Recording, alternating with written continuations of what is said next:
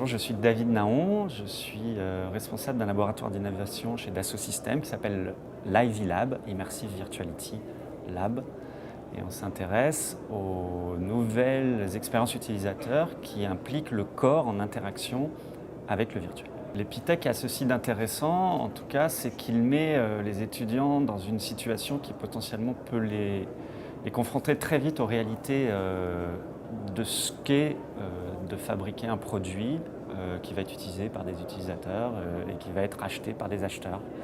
Et ce triptyque-là d'utilisabilité, de valeur et de faisabilité est vraiment celui qui permet d'aboutir à quelque chose qui sur un marché va fonctionner. Ce que je pressens, c'est que l'Epitech effectivement fournit bien cette équation-là. J'ai vu des beaux projets, en particulier ceux qui incluent la dimension sociétale, le crowdsourcing d'une manière ou d'une autre, en tout cas ceux qui s'appuient sur le réseau et les membres de ces réseaux-là pour créer du contenu et enrichir la plateforme. Une des applications qui m'a, on va dire, vraiment intéressé, c'est celle qui permet de co-créer collectivement des partitions musicales, flat, je crois que ça s'appelle. Ça serait un de mes coups de cœur.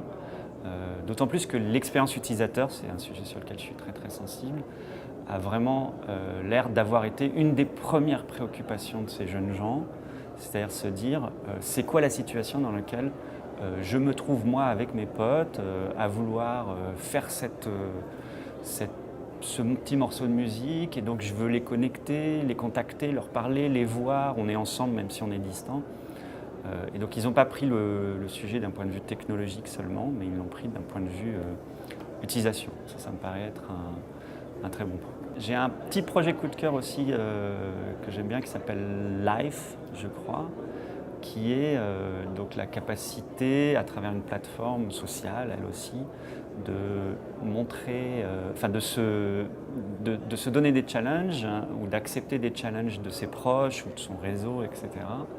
Et donc de trouver une motivation dans la vraie vie et pas donc une espèce de gamification de la vie. Je trouve que c'est assez bien vu, c'est assez original, les porteurs ont l'air d'avoir assez bien tout compris aussi. Et je pense que leur projet va émerger parce qu'il a une vraie consistance. Ils jouent le jeu de se positionner comme s'ils étaient déjà en train de créer leur start-up. Ce n'est pas forcément le cas pour tous, ça va sûrement arriver, je leur souhaite que ça arrive. On sent qu'il y a cette belle énergie qui est sûrement l'héritage de cette situation dans laquelle l'Epitech met ses étudiants. Effectivement, des fois dans des situations un peu d'inconfort. Et s'ils passent ce cap-là, ils arrivent armés avec des capacités qui n'ont pas forcément ceux d'écoles dans lesquelles le contexte serait plus confortable, quoi. Des fois, l'inconfort peut avoir certaines vertus. Il faut accepter le challenge, comme ils disent dans Live.